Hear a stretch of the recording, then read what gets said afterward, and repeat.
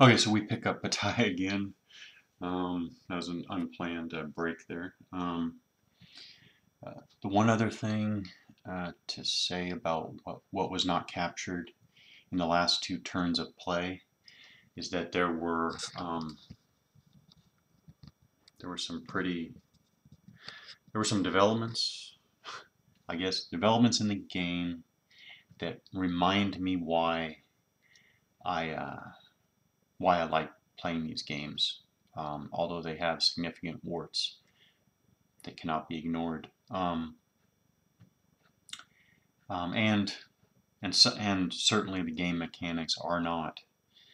Um, I was about to say they're not as good as today, but that would imply that things are definitely better today in game design mechanics. And actually, I think that's probably debatable, or certainly worth debating.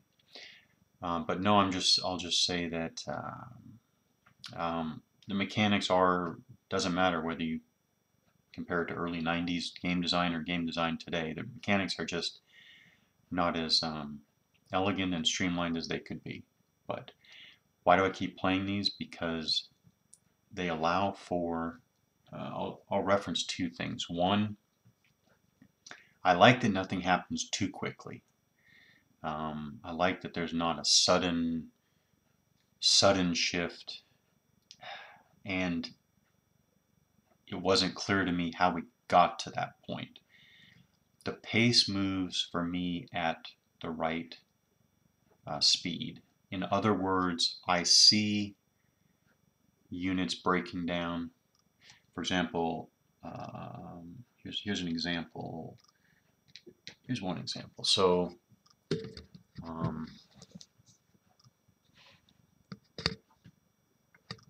so here, Alençon is with his heavy cavalry, and so far in busting through the English right, he's down one step. Richemont over here, he's stacked with two of his heavy cavalry. He's already taken one step loss. This heavy cavalry over here is at two-step losses. So with all the action here, I can watch the progressive deterioration, breakdown of these attacking units. Not super detailed. Obviously, you could have games that are far more detailed than this, but this for me is just a good level of detail, I guess, showing attrition and cumulative battlefield effects. It's in a moderate range that I like. The English getting low on arrows. Some of these English longbowmen running out of sheaf arrows for short range fire. Not to mention commanders trying to change their orders to take advantage of the situation and not being able to. All these the level of detail here to show the action developing is for me at a good speed. Shows enough detail without being overwhelming, and the result is that with the moderate development of the action, you still have a few, so far in the two turns that were not recorded, we had a couple of really dramatic results, mainly as a result of rolling nines or even tens in melee or even ranged fire. So we had a couple of really dramatic, there were a few moments in the last two turns where I was like, oh wow. Now the oh wow means I didn't see that coming. And mainly, again, it has to do with low probability results. But you get those low probability results, and I guess what I'm saying is you get those low probability results at just the right time, not too often, to really, I don't know, really keep me connected, and I'll say it does contribute to, narrative, whatever that is. But I guess in this case I can look and say, well, the narrative is, it's drawing me into the action, the fate of the English men-at-arms here, and the longbowmen, the fate of the French heavy cavalry, and so on and so forth. Yeah, so that's that. And then I think I was going to say something. I think I was going to say something else. I think I was, but yeah, but I think I did miss something there. But this is the last two turns is why I keep coming back to the series, even though it's not anywhere, near perfect. So we are starting game turn 5. We are roughly halfway through the battle. We are approaching the halfway mark. So we'll get back into it. So the English longbow phase. Now really need to, the English side needs to really take a look at ammo, arrow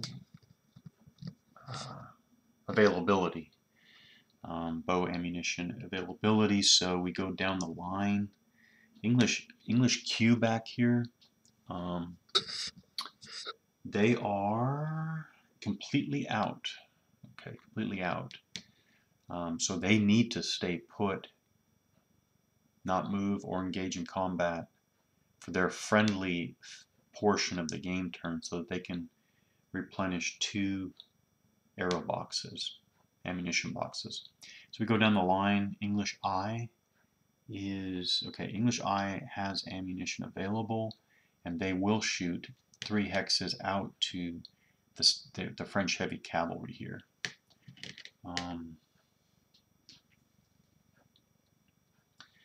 So this is at range 3. There are no terrain modifiers because the French heavy cavalry are just plain in the open there. They are firing down. I don't think that there is a modifier, but might as well.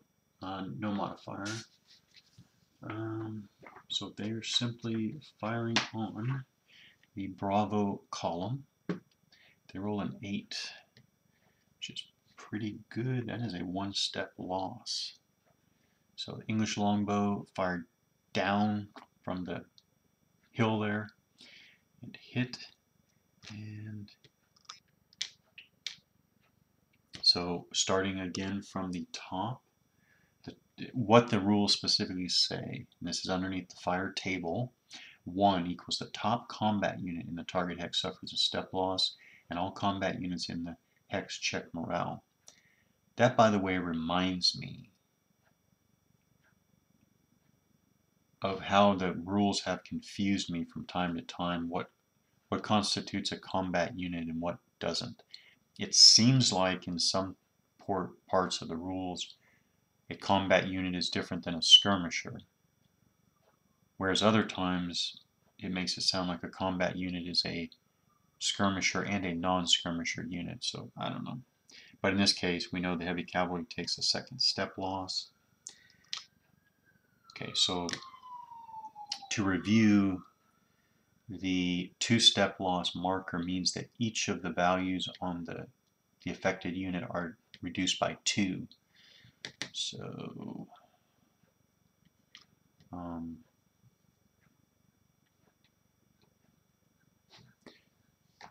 the French heavy cavalry would normally have a morale of 7. It's now 5. Its movement is 6. Would normally be 6. Now it's 4, and its strength is normally 5, but now it is 3. Let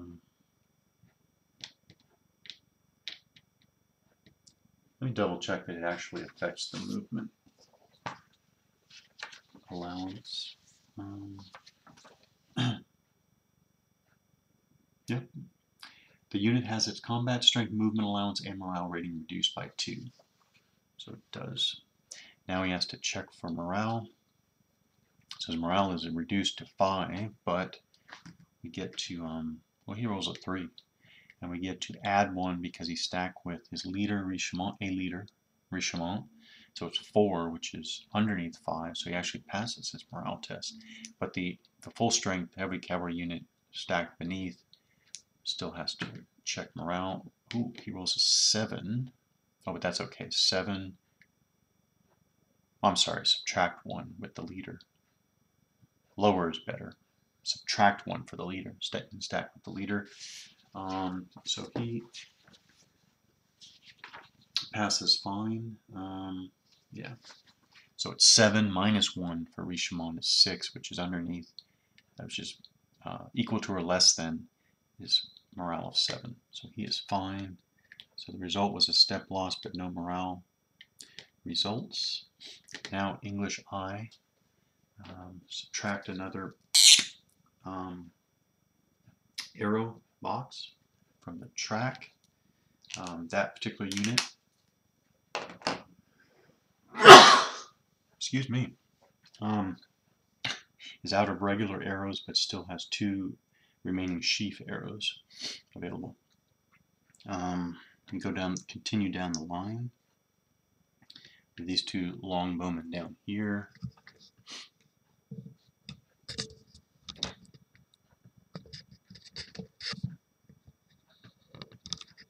On the far French left, we have 2 longbowmen. So basically they can choose to shoot against the crossbowmen on the flanks of this formation or the men-at-arms in the center of the formation. In general, I think they should fire at the men-at-arms. They're basically better, more lucrative targets. So, but let's see who even has arrows. We have English T. See, English T is not going to fire because he only has 2 sheaf arrows left. He's going to make the choice to save those sheaf arrows for shorter range fires.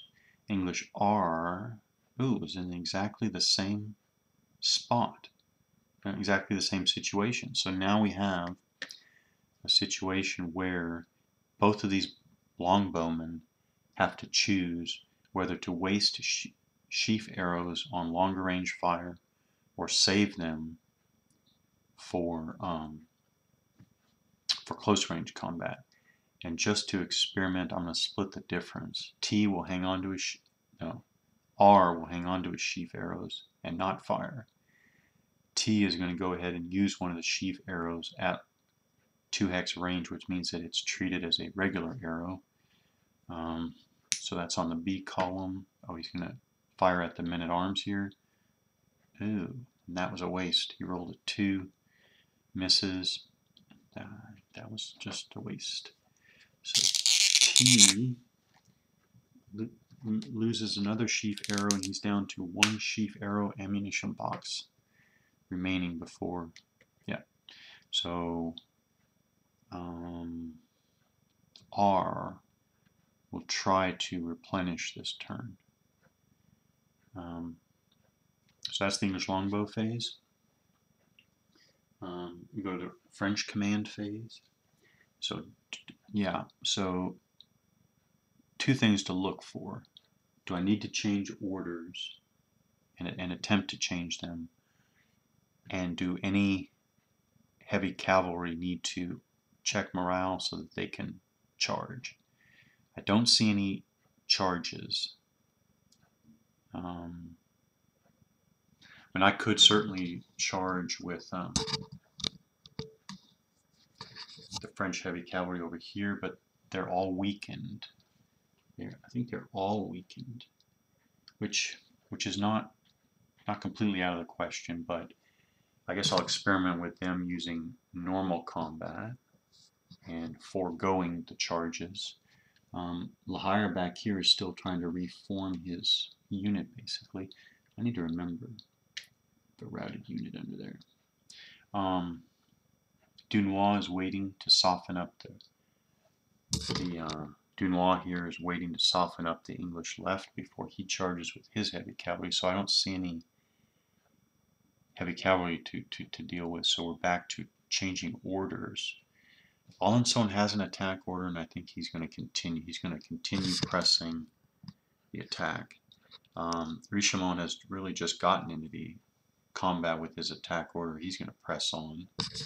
La Hire is going to continue with his muster order, try to reform his units. And finally, now Dunois has an advance order. He's going to attempt to change his advance order to an attack order because he's just going in. No more delay. I mean, I could wait to, well, let me see if I even could. Dunois, yeah, I could pause to get some crossbow effects, but I'm not going to. I'm going to try to crash in here and try to get some effects on the English left before the English side can react to what's happened to their right. So, but to do that, Dunois needs to needs to change his order first. So to change, order, first he's probably good. So he rolls a nice 1, but this is the procedure though. So you roll the die and you compare it to the leader's command value, the value on the far left. So Dunois here is an average 5 on the left. So just to review again, the 5 on the lower left is his command rating. That's what we're comparing this to change his command. The 5 in the middle is his command span, and the +1 on the lower right, there we go, is his combat bonus. So he has a 5 command rating. He rolled a 1.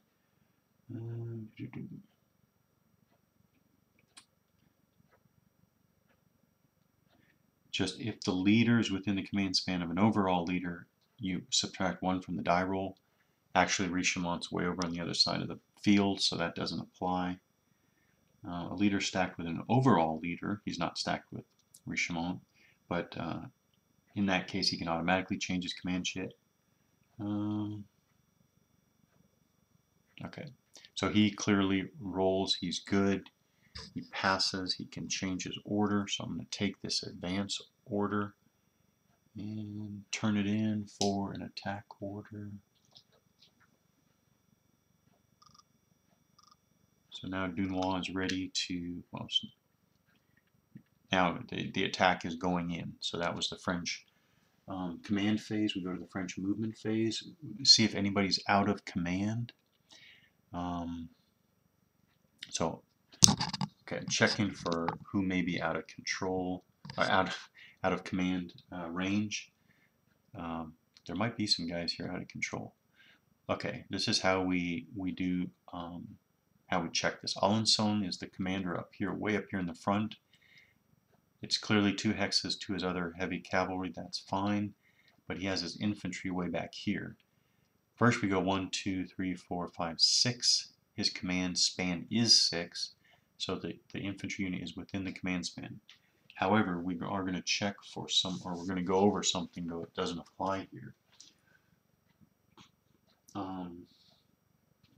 You trace command span from the leader, counting, not including his hex, but including the hex of the unit you're counting to. So it's 1, 2, 3, 4, 5, 6. Enemy zones of control block command span, unless occupied by friendly combat unit. Hexes occupied by enemy combat units block command span. So basically, as you count out, you have to avoid enemy occupied hexes and enemy zones of control this those zones of control are occupied by friendly units. Now the point here that I'm getting at is that you have this English unit here.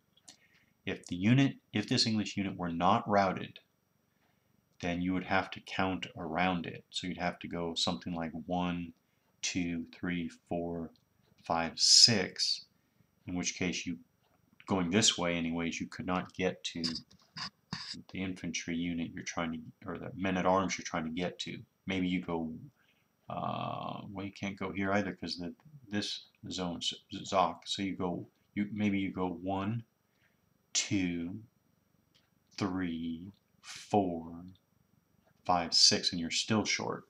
So if this were a good order English unit, this English unit would basically be blocking the command radius to that infantry unit, and that men-at-arms unit would be out of command and marked as such. But the point is, routed units do not have Zocs.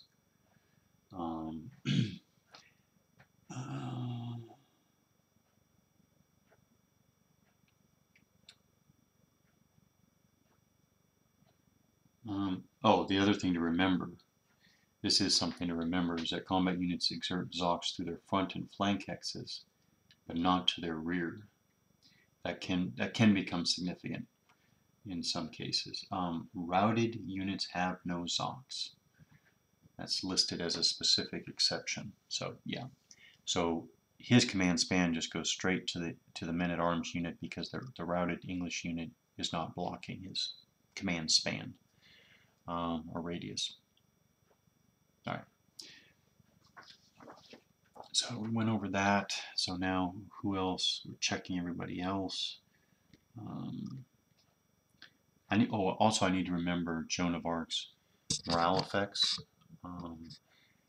It didn't, in the last turn that wasn't videotaped, the French had some success right here, but they rolled so well that Joan of Arc's morale modifiers wouldn't have made a difference. The French had, they had all the success they needed right here. Everybody else is, because Lahire has a muster command, his command span is 1 larger, so instead of 5 it's 6. It's good. Alright, so all French units are within command range. Okay, now movement. Okay, again, you have to look for those mandatory movements. So we'll start again from the French left and go to the French right. So up here, Alençon is already in the Zoc of this English unit. He's just going to continue on. He has this cavalry unit to work with. He has 2-step losses, so his movement allowance of 6 is actually 4. So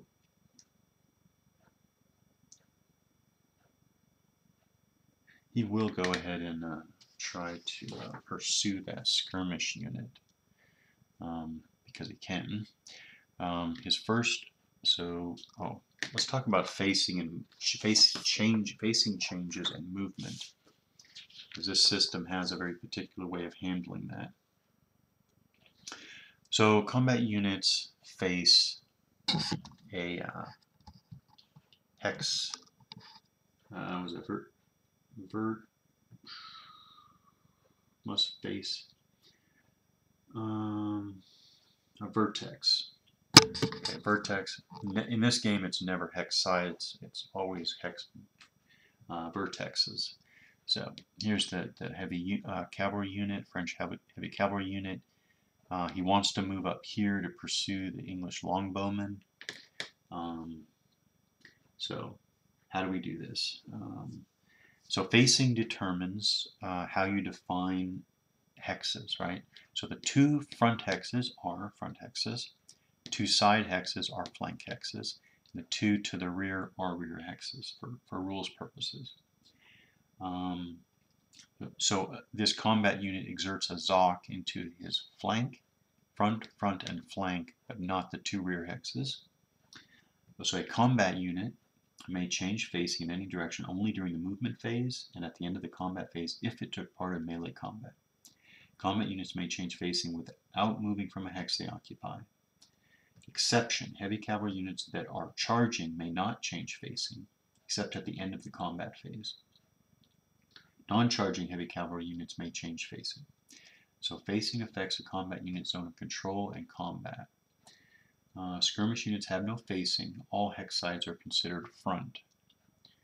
I still like to point my skirmishers in the direction that they're acting, but for rules purposes, they're always facing front in every direction. Combat units, except skirmish units, may only move through one of their two frontal hex sides. So right away, we're getting ready to move this French heavy cavalry. We know he can only move into two frontal hexes.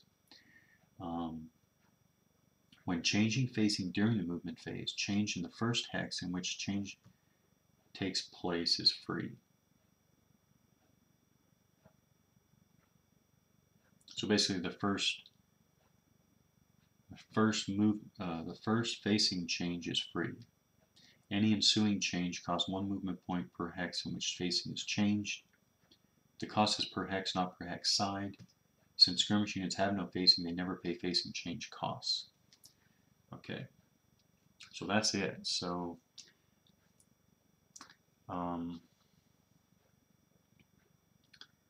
in this case, what we'll do is we'll take that first free facing change in the starting hex. Okay, so that's free. He has not expended any movement points. He only has 4 movement points because he's already suffered 2 step losses. So he's going to go 1, which is also level 2 terrain, which is still 1 cavalry. I'm sorry, heavy cavalry. Clear level 2 is 1, and then we add up 1 level. Go across the heavy cavalry is +2. Ouch. So it costs a total of 3 movement points for the heavy cavalry to enter this hex going up to level 2, and he just has 1 more, so he cannot even get to the longbowman. He would be able to get to longbowman if he were not already reduced 2 steps.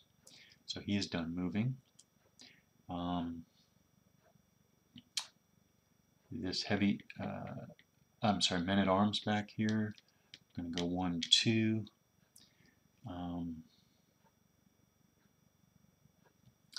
The crossbowmen are going to cross the hedge. So they cross the hedge, which costs for skirmishers 2 extra movement points. So actually he spends his entire 3 movement allowance crossing the hedge. That's another rules peculiarity. I have no idea what the justification is for having skirmish units pay 2 extra movement points to cross a hedge, where regular infantry, and for that matter, whereas regular infantry only pay 1 extra. Why would skirmishers pay 2 extra when infantry are only paying 1 extra? I have no idea what the rationale for that is. Skirmish unit is going to move there, so he can be within 2 hex range of this English men-at-arms unit here. Now I think Joan of Arc can take her infantry. They have 3. So this is where 3 hex facing change free. So it's 1, 2, and then 3 to change again. I pay for that second facing change.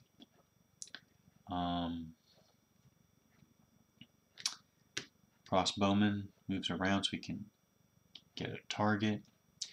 Crossbowman 1, 2, 3 so we can get a target. This infantry unit 1, 2. He's just moving next to his commander, ready to move out against the enemy again. 1, 2, 3. 1, 2, 3.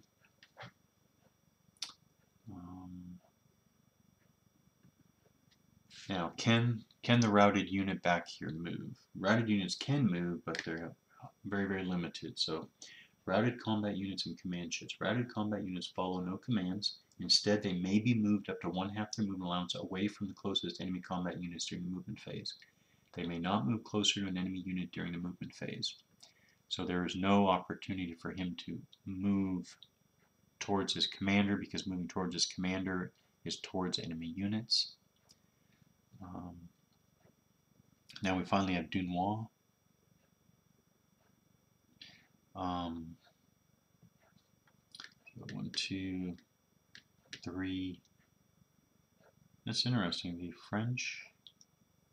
Okay, so the French crossbowmen have a move allowance of 4, which is the same as the English longbowmen.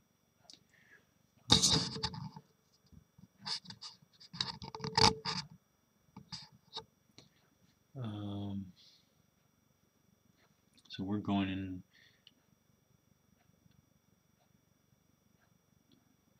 So advance 1 into the enemy. Well, actually, just move adjacent to the longbowman. Forward, adjacent to the longbowman. And actually, you know, I need to pay attention. All these units, they have an attack command. They have to move 1/2 their movement allowance or more. So these heavy cavalry.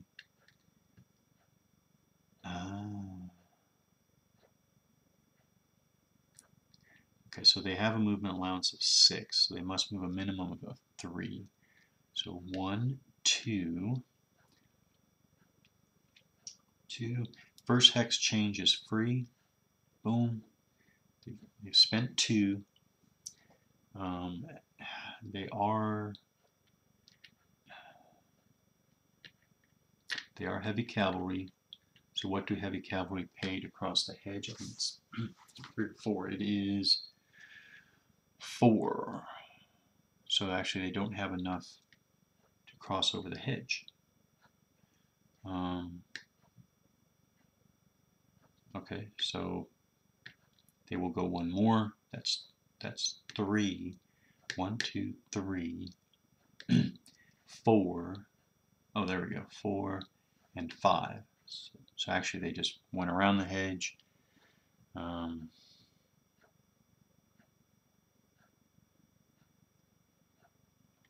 Now, a unit must stop when it enters an enemy zoc.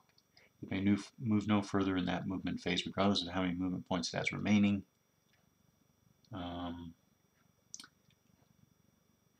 A unit may never leave one enemy zoc and move directly into another enemy zoc.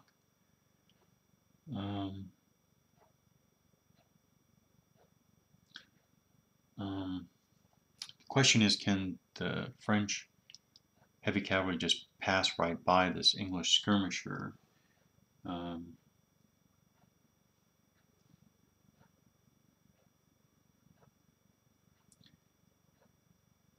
Yeah, again, combat units exert zones of control. Leaders and skirmish units do not. Okay, there's an exception for longbow units with stakes, but that's not in this battle. So he can pass right by that skirmisher because this skirmisher doesn't exert a zone of control. So that was 1, 2, 3, 4 to change facing, 5, 6. So he moved his full movement allowance. Yeah.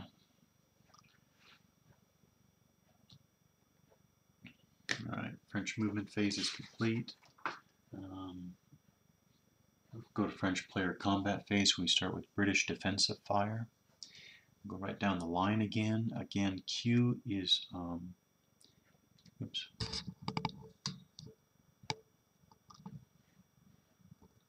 Right down the line here. So Q here is out of arrows completely. English I only has sheaf arrows remaining, and he's going to save those.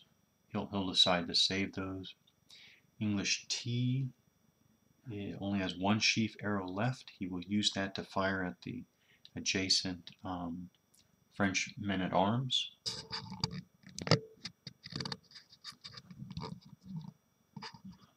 Right here, English T is going to use his last sheaf arrow, available sheaf arrow, to fire at the French men-at-arms there. So this is a adjacent fire, or at range 1. Because it's a sheaf arrow, it's rolled and executed on the A column. Oh, devastating. He rolled a 10. So we look at the fire table. So first of all, back up here, distance in hexes. We have the longbow. 1 hex is A with a sheaf arrow, which he has available. We go down to the A column, go down to the die roll of 10, result is a 2. So there we go. This French men-at-arms unit is a 2-step unit. Clean up the counter here.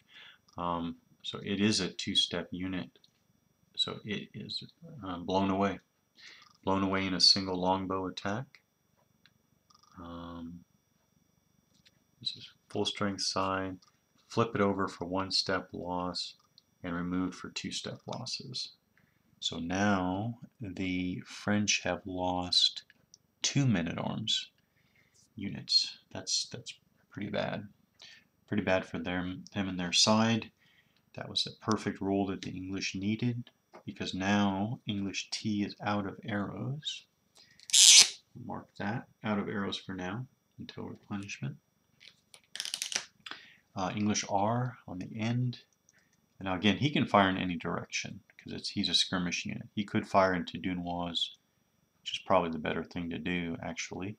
But what does he have left? He has 2 sheaf arrows left. He is definitely going to use one of those. And he is going to fire into Dunois' stack of heavy cavalry there. Just going to hope for, again, it's on the A column because it's a sheaf arrow at range 1. Ooh, he only rolls a 4, but that's still a morale check. Still a morale check. So Dunois testing morale checks from top to bottom, and they have the advantage of the leader with them. So top guy rolls a 3. -1 for the leader is 2, which is well under his printed morale of 7. The guy on the bottom also rolls a 2, -1 for the leader to 1, way under his printed morale of 7. And they pass handily. And R loses 1 sheaf arrow ammunition box, and so he has only 1 remaining. But we still have now English F and G are in the, well, we'll say that G is not going to be able to fire over the, yeah. We'll say G doesn't have line of fire to Dunois here, but F certainly does. And F is going to fire a sheaf arrow at the Dunois stack. It's a 5, which is a morale check. So actually we have a repeat. So Dunois stack will, oh.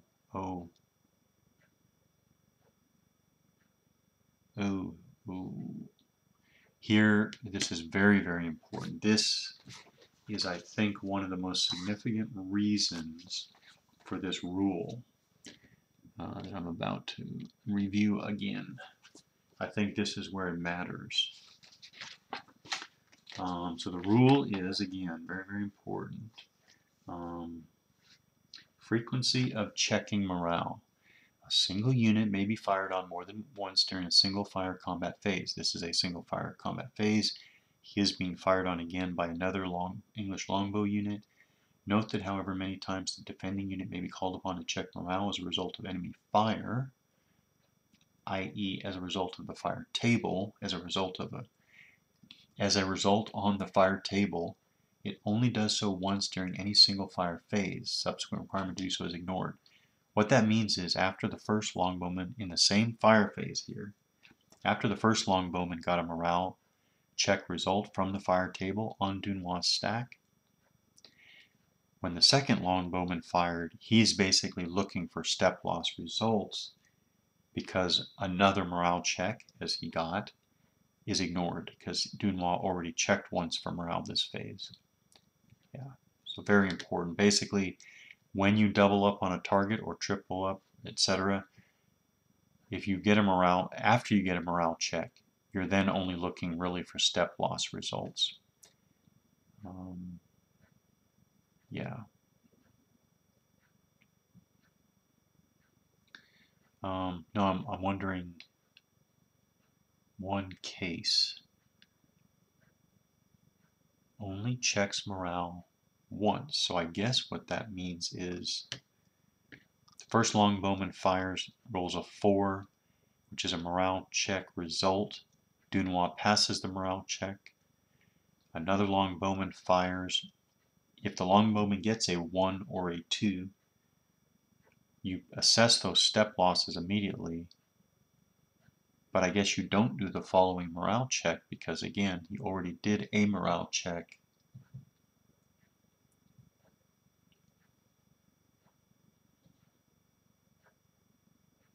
Yeah. I guess because the fire is all considered simultaneous, I guess. But that is how I interpret the rules. So, yeah, all right.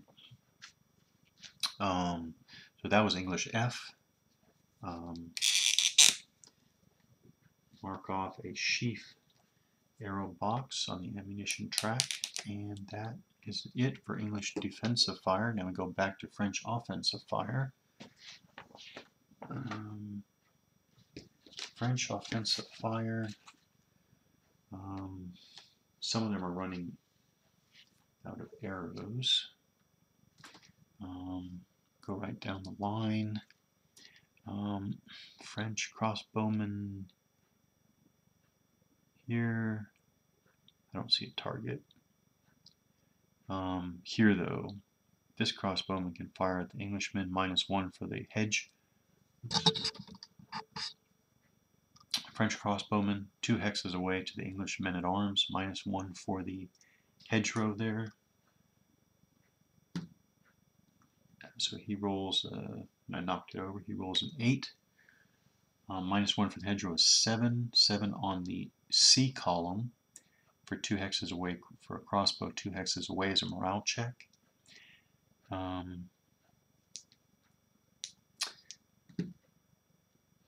The English men-at-arms pass the morale check with a 6, which is lower than or equal to their morale of 7. Subtract 1 from Alençon E.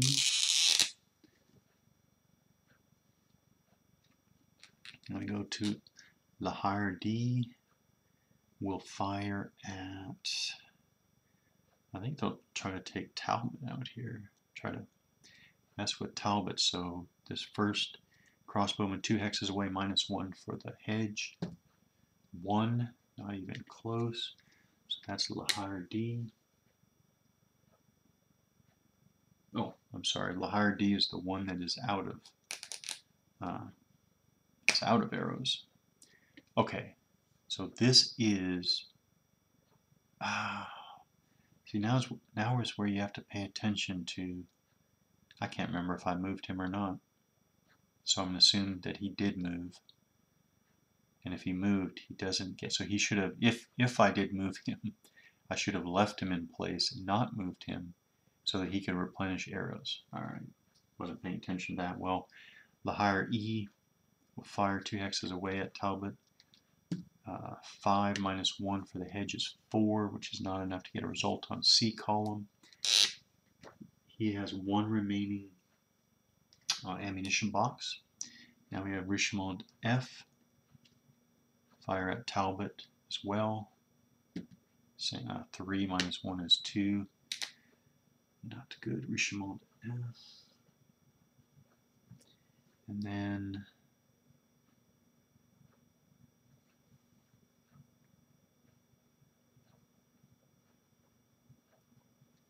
alright, does Dunois F, yeah, Dunois F does have 1 more left.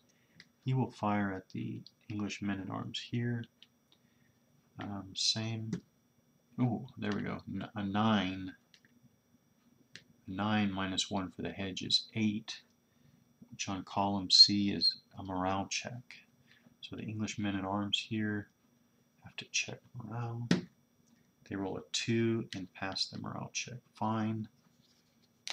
And Dunois F loses the ammunition box. He has 2 remaining. And that's it for French. So, yeah, you need to pay attention to arrow replenishment. That's the French offensive fire phase. Now we go to melee. We have several melees, so yes we do. Yes we do. So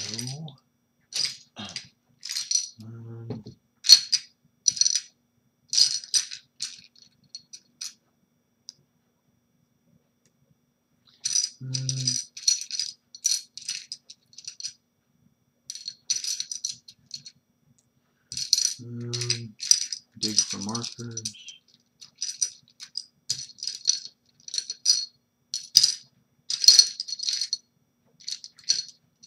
All right.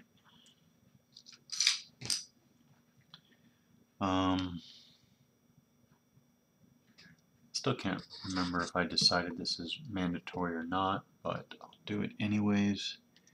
In what order? I'm going to do Dunois down here on the English far left melee, and then I'll do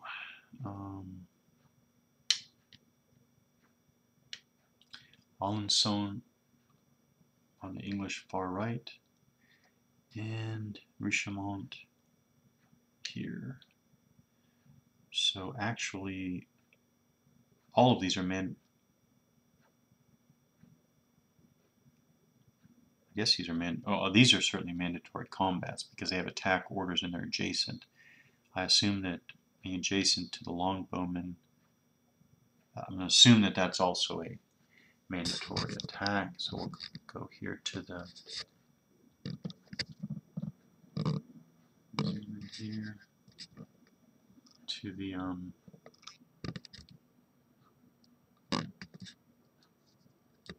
combat here. So we go right through the steps. Now, right away, Dunois is meleeing up the slope. So we know that there is a -1 terrain modifier for that.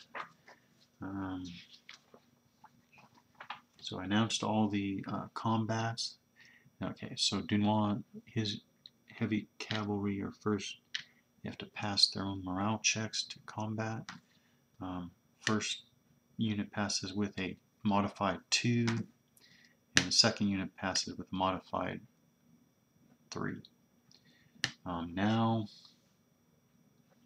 so this is a skirmish unit which has a stand order. So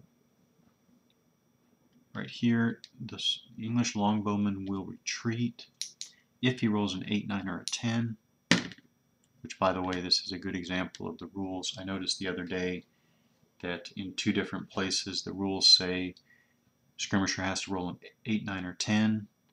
At another point in the rules it says you have to roll a 9 or a 10. Matter of fact, yeah. So I'm going with 8, 9, or 10. 9 or 10 doesn't sound right. So he is not able to retreat. So he's probably going to be wiped out, probably. So now, I guess now I go on to step 4, which is the longbowman has to pass his morale, which actually he does. So now we go into melee. So we have all the melee modifiers and everything. So the attack, first of all, to note the 2 French heavy cavalry have a combined combat strength of 12, so we know what column we'll be rolling on in the melee table. Now we go through all the list of modifiers. Oh, this is what I didn't record last time. So I know I'm going to be rolling on the 11 to 15 column. I'm going to go through all the melee table modifiers. Combat units with attack commands when attacking. Yes, they have an attack command and they are attacking. So +1 for that. Defending unit with a stand command. That'll apply when the defender rolls back. Routed units, no. Leaders, yes. Dunois has a +1, so now we're up to +2. Routed units. Okay, leaders. Units attacking through a defender's rear or flank. No, especially since the skirmishers are always only have front hexes all the way around them. Terrain effects. -1 for meleeing uphill, so we're back down to +1. Unit type modifier. I'm looking at heavy cavalry against skirmishers, +1, so now we're back up to +2. And then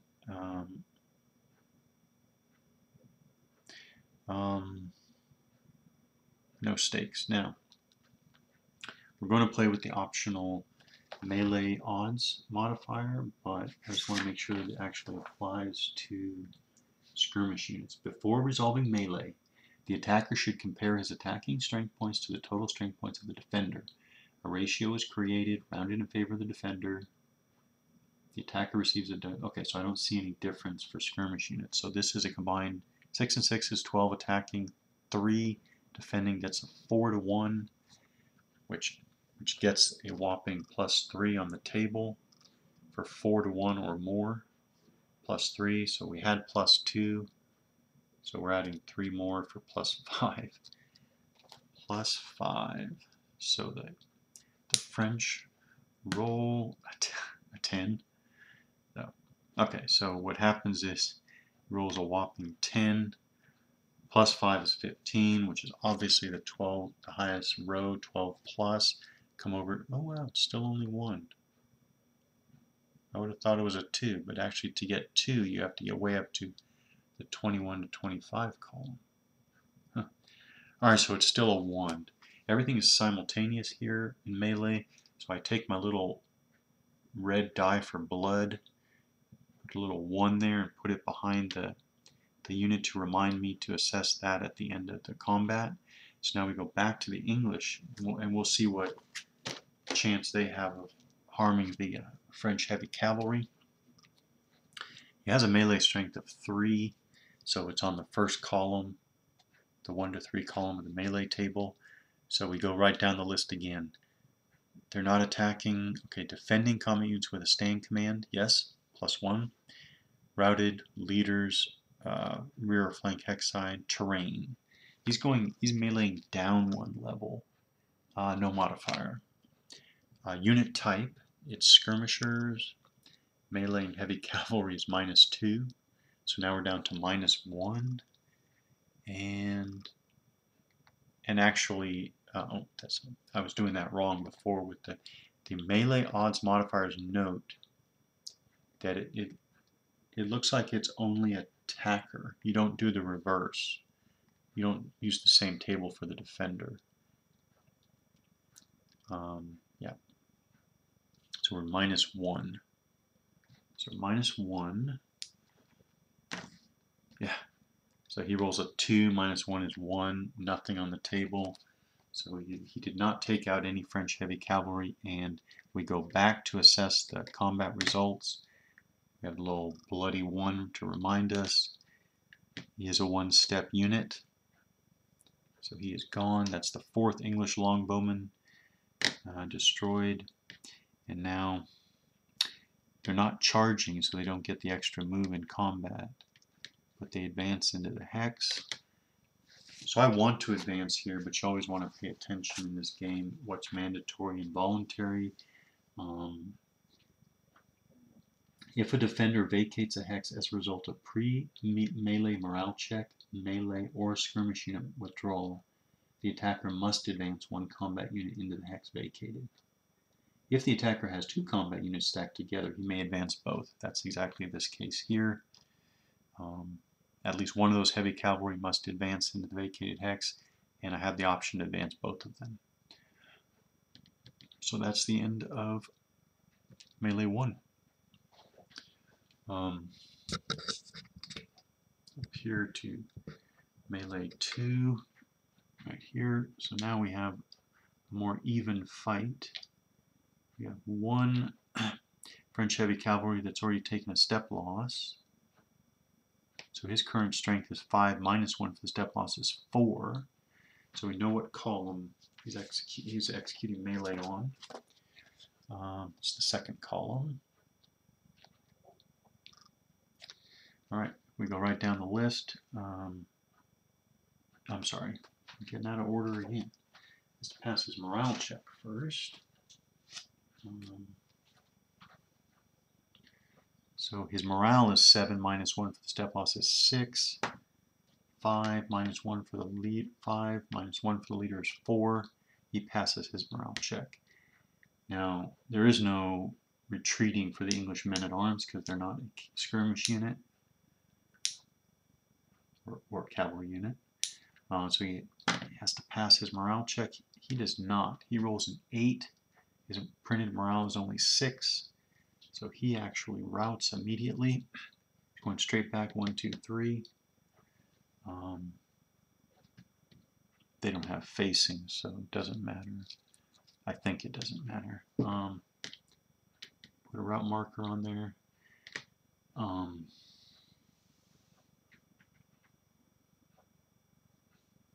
So now, again, I want to advance, but I also think it's mandatory. That was the second melee.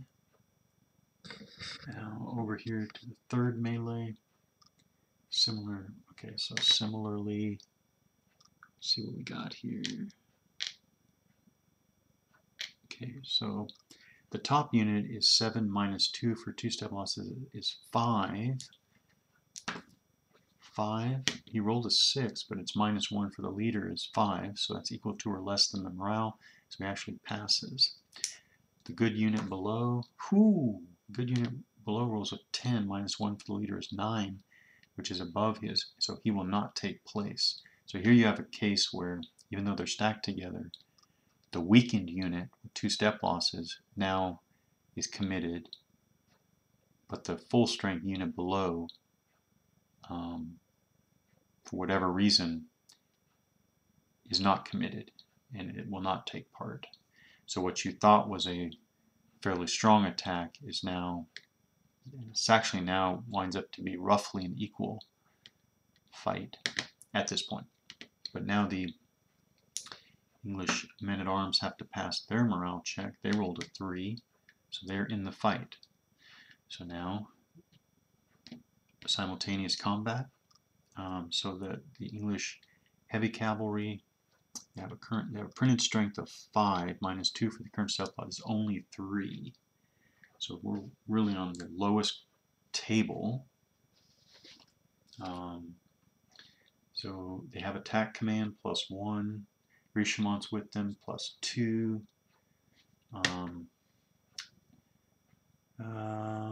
Terrain effects were unclear. There are no terrain effects. Now here, because he's weakened, so his printed strength is 5, and he's attacking English men-at-arms at 5, which would be a 1-to-1, which would be no modifier for the melee odds. But actually, because he's reduced, he's less than 1-to-1, round down to 1-to-2 or less, so it's a -1 for the melee table, so he's down to +1. And then finally, the unit type modifier table, we have heavy cavalry against men-at-arms is nothing. So he's down to a +1. Oh, he actually rolls a 10. +1 is 11. So we look on that. So it's, wow, I actually got a 1 result. Huh. Did not expect that. So we put our bloody 1 next to the English men-at-arms. Now the English men-at-arms are firing, meleeing back. They have a stand command, so that's +1. Routed units, leaders, rear or flank, terrain, unit type modifier, nothing. So they have nothing but a +1 for having a stand command.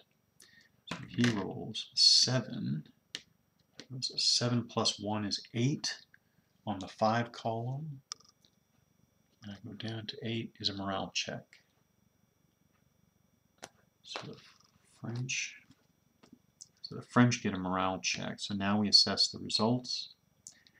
Oh, they even pass.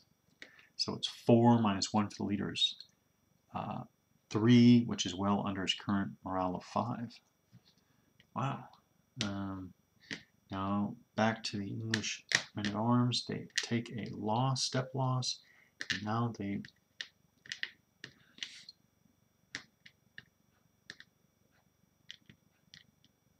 so that is the step loss. Now they have to pass their morale check at their their reduced morale of 5. And they roll a 1. So they pass, so they stand. They lost a step level but did not break en route. And that was the French melee. Now we go to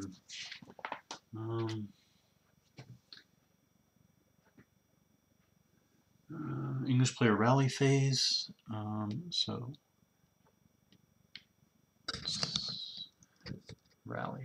English rally phase here.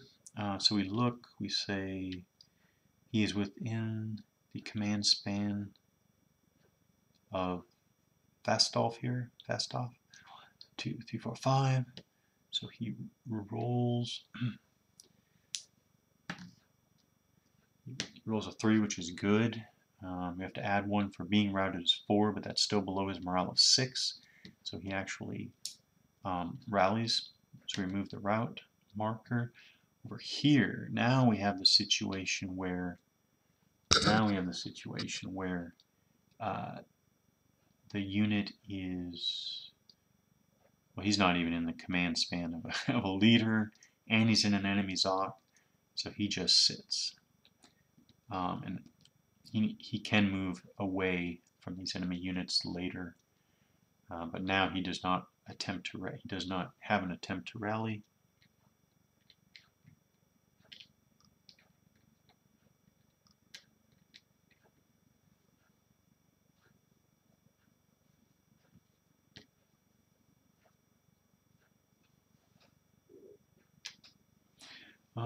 Any more English rallies? Back here.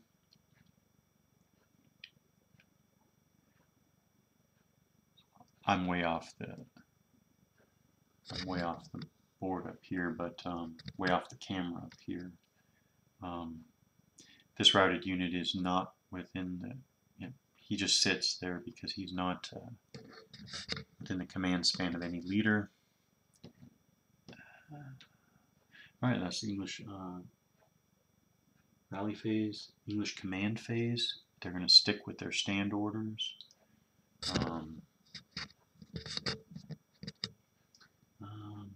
Movement phase.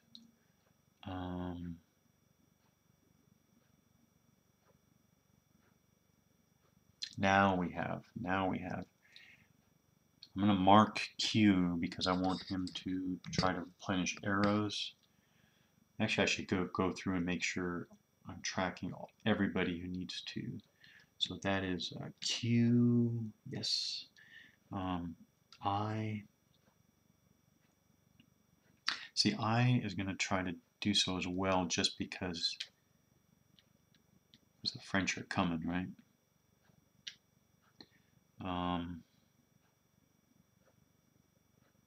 T. Yep, T needs to try to replenish as well. R. I think, I mean, R is in an enemy's zone of control, probably cannot.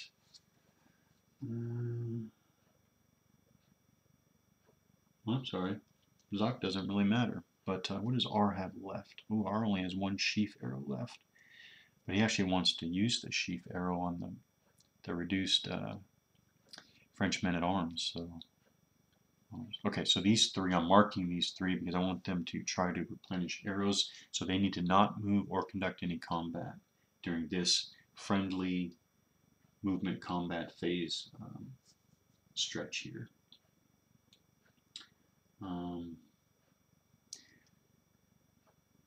Also, by the way, nobody's out of command.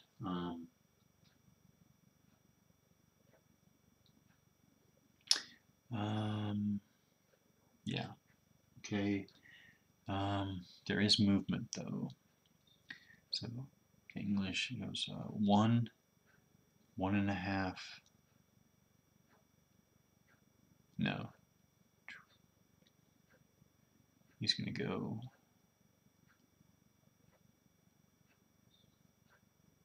He's going to go free change, facing change. 1, 2. Into the enemy Zoc. These guys can turn in the enemy Zoc. Turn.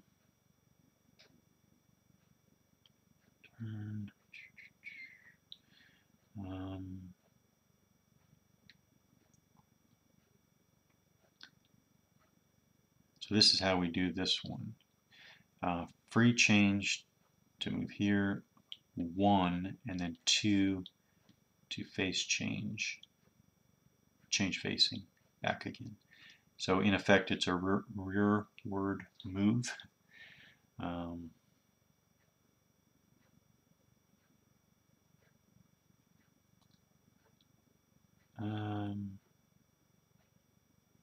actually going to do the same here. It is a rearward move. It's free turn around, 1, and then free turn around again to face back towards the French.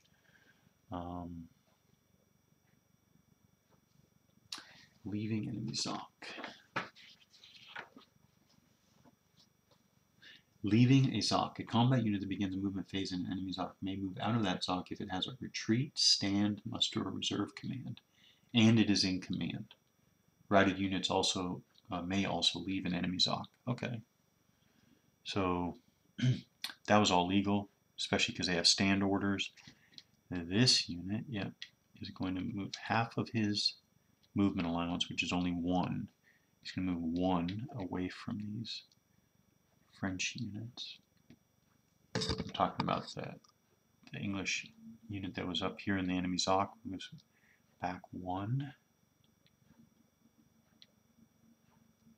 Yeah, so that's English movement. Now go to French defensive fire.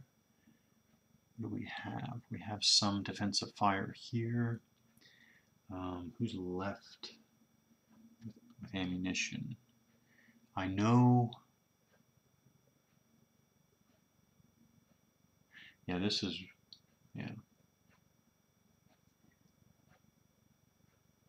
Richemont E and F. And Dunois. So these 3, they will fire off their crossbows trying to hit. So E will try to hit Talbot. 2 is not enough. Richemont E.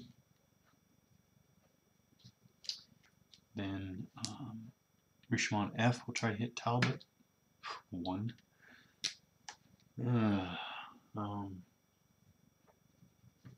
And finally, Dunois F will try to hit men-at-arms here. Yeah, 3. Wow, very low rolls, and you have to subtract 1 for the hedgerow. So probably that's the last of the experimentation. The crossbow fire is just not effective enough at 2 hex range across the hedge. So that's French defense fire. Now we go to English offensive fire. So these guys want to replenish arrows, so they're not going to fire. English R, I think, has one sheaf arrow left. Definitely going to fire there. Hope to maybe even wipe out this French men-at-arms. Ooh, and there we go. So they rolled a 9. That was a sheaf arrow, which means that it is the A column. 9 is 1. So there we go. They actually got what they needed to. Another eliminated French men-at-arms. Yeah, the French are really hurting now, which is funny because you would think by the movement on the battlefield, you would think that the French are doing well, but the fact that they've already lost 3 men-at-arms and the English have only lost 4 crossbowmen mean that the French are actually not doing very well at all. So, but longbowman English R is out of arrows. English G here will also fire a sheaf arrow at Dunois stack, which is adjacent. 7. That is also a 1 because it is a sheaf arrow. I'll go ahead and mark off that sheaf arrow ammunition box, and Dunois is going to take his heavy cavalry, going to take their first hit. So I look for a step loss marker right there. So the top unit, it gets a 1 step loss marker, and now they check morale. So it's 7 minus 1 for the step loss. Right here is 6, but ooh, not good anyways. He rolled a 9. I do subtract 1 for the leader, 8, but that's still above his current morale of 6. So he will actually rout. He's going to rout. The bottom unit, okay, so he rolls a 4, minus 1 for the leader, 3, below his current morale of 7. He's fine. But the top unit is forced to rout, which breaks up the stack. The English longbowman here does not exert a zoc, so I think the heavy cavalry can just go straight back. 1, 2. Oh, that's interesting. But 3. That's interesting. I guess he could stop there, which would be, well, that wouldn't be a good idea anyways, in general. All right. So Dunois loses one of his heavy cavalry. Alright, that is English offensive fire. Melee. We do have a melee right here. We do have an English melee right here. 2 English 18s, men-at-arms. So the first thing first is they need to pass their morale check. Ooh, the one on the left does not. He rolled a 9. The one on the right does with an 8. So again, we have the upset situation of we had 2 very, very strong English men-at-arms units, but the unit on the left failed a morale check, which means that he just will not participate. Now the defender will roll morale to stay in the fight. Okay, what do you have? He rolls a 6.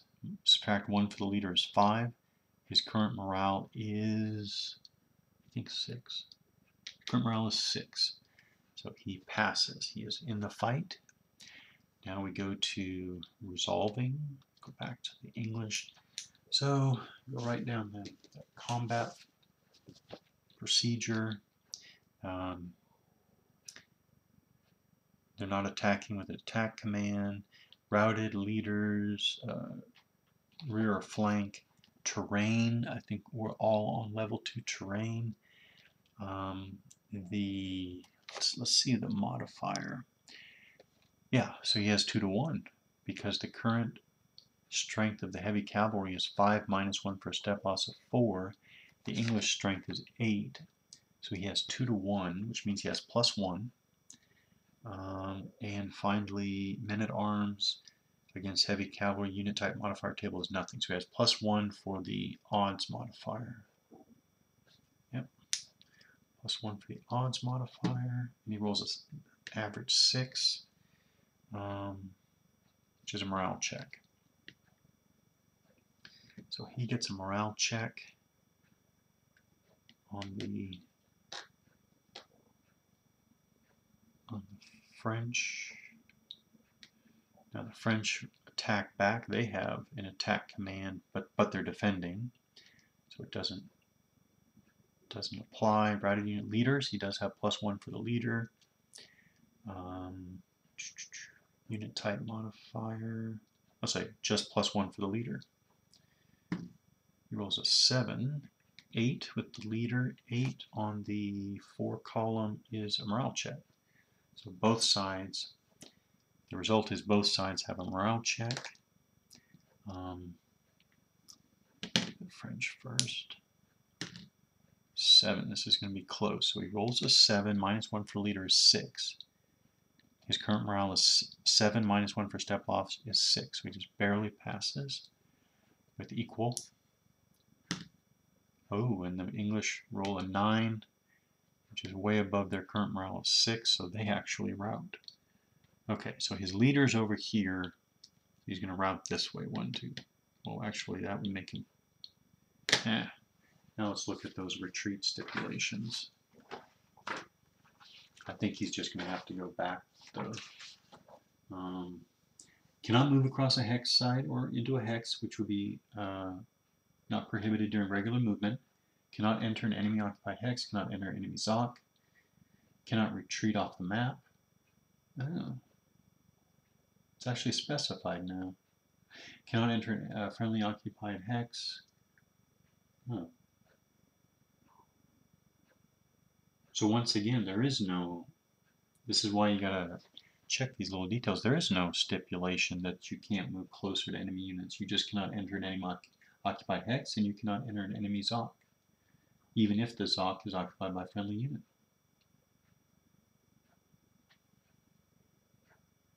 Yeah. That makes for some interesting results. So he'll just retreat towards his commander, basically 1, 2, 3.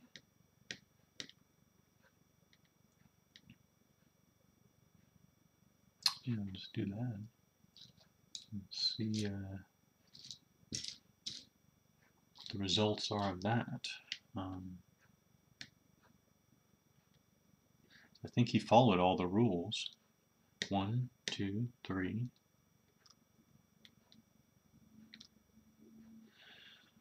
All right. Wow, that was interesting. That should have been a powerful enemy English attack, and it turned out to be turned out very differently. So that's the English combat phase. Now I'm going to go ahead and replenish arrows because we're at the end. So each of these 3 marked longbow units, they did not move and they did not take part in combat. So Q here replenishes both of his sheaf arrows. That's good. I think I replenishes 2 regular arrows.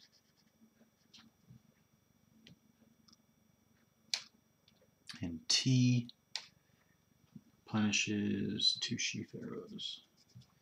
Also, yeah, so they are not. So the result is, after 5 turns of the English aggressively using their arrows, I think what this shows is that they are not replenishing arrows anywhere near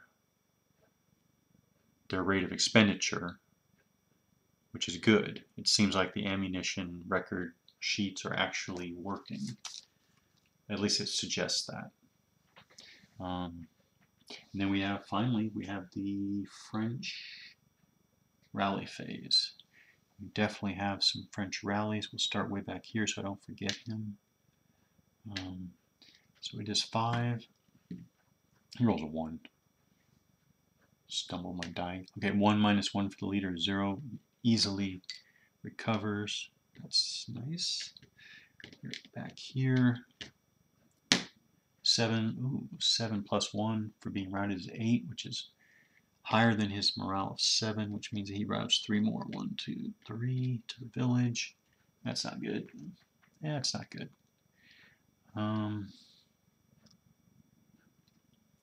And finally over here, we look, we say he is within the command span of his leader. He's not in an enemy Zoc. He rolls an 8, which is not enough because his current morale is 7, minus 1 for a step loss is 6, and you add 1 to the die roll because he's routed. Talking about down here. So he routes 3 more. 1, 2, 3. That was not good. That wasn't good, but